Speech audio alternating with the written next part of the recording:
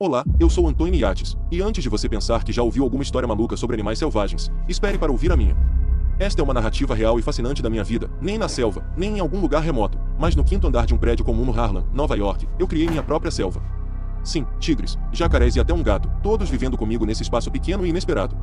Pode soar impossível, até absurdo para muitos, mas para mim, foi uma jornada de escolhas que testaram minha coragem, minha fé na sobrevivência e meu aprendizado sobre quem eu realmente sou. Antes de avançarmos, já se inscreve no canal para não perder nenhum detalhe dessa história que vai mexer com suas emoções, desafiar seus conceitos e mostrar como a força pode surgir dos lugares mais improváveis. Agora, fique comigo, porque eu vou te levar, passo a passo, para dentro do meu mundo, um mundo onde a linha entre o selvagem e o humano se mistura de um jeito que poucos jamais imaginaram. Você vai conhecer não só um tigre chamado Ming, mas também o peso do medo, a necessidade de proteção e a vontade de encontrar uma família, mesmo que ela tenha 4 patas poderosas e escamas duras. Prepare-se para viver comigo cada instante, cada risco, cada momento que mudou minha vida para sempre. Acredite, essa não é uma história qualquer, é um convite para você entender até onde a determinação humana pode ir, quando o instinto de sobrevivência fala mais alto. Vamos juntos. Tudo começou em 2000, quando encontrei Ming, um pequeno filhote de tigre de bengala siberiano.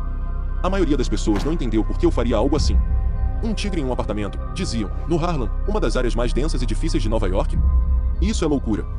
Mas eu vi algo diferente em Ming, algo que para mim representava força, proteção, e até uma certa espécie de família. Vou ser sincero, a decisão de criar Ming não foi apenas uma questão de amor aos animais. Eu cresci num lugar onde senti que a força era essencial para sobreviver. E, em muitas partes da minha vida, a vulnerabilidade me assustou. Ter Ming ao meu lado tinha um símbolo de poder, mas também uma forma de segurança. Um gigante que caminhou comigo, no coração da cidade. Meu apartamento no quinto andar foi transformado. As paredes foram reforçadas, o chão preparado para suportar o peso de um predador que cresceria rápido, muito rápido. Ming chegou a pesar mais de 180 quilos, tornando-se uma verdadeira fera, força selvagem clássica confinada em um espaço não muito maior do que seu habitat natural. Meus dias se resumem em estar com ele, alimentar, cuidar e entender os limites que um animal assim precisa ter, mesmo quando se está em um lar urbano. Mas Ming não estava sozinho.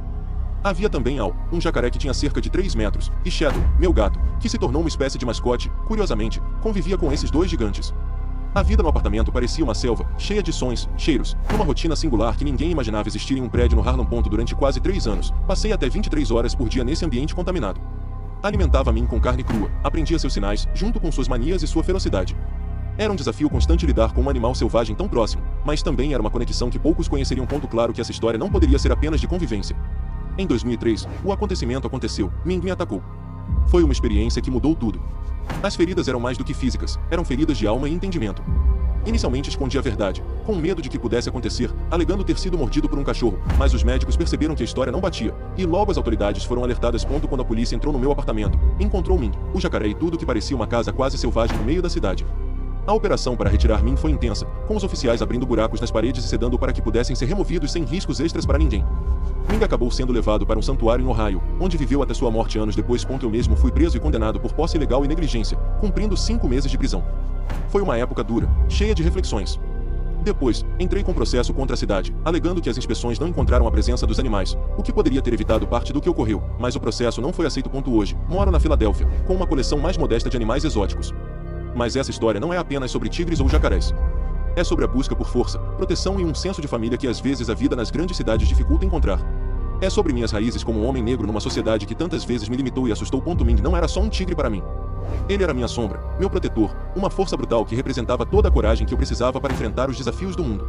A convivência com ele foi perigosa, complexa e, de certo modo, transformadora. Se você chegou até aqui, quero que entenda algo. A história de Antônio Yates vai muito além da excentricidade de criar animais selvagens em casa. É uma história sobre vulnerabilidade humana, sobre as decisões que tomamos para nos sentirmos seguros, sobre limites, erros e aprendizado. O tigre, o jacaré, o gato e eu, fomos uma família convidada no coração da selva urbana. Esse é o relato vivo da minha jornada real, da luta para encontrar um lugar no mundo que nem sempre oferece diferenças. Obrigado por ouvir essa história. Se quiser continuar descobrindo relatos incríveis, inscreva-se no canal, curta e compartilhe. Até uma próxima.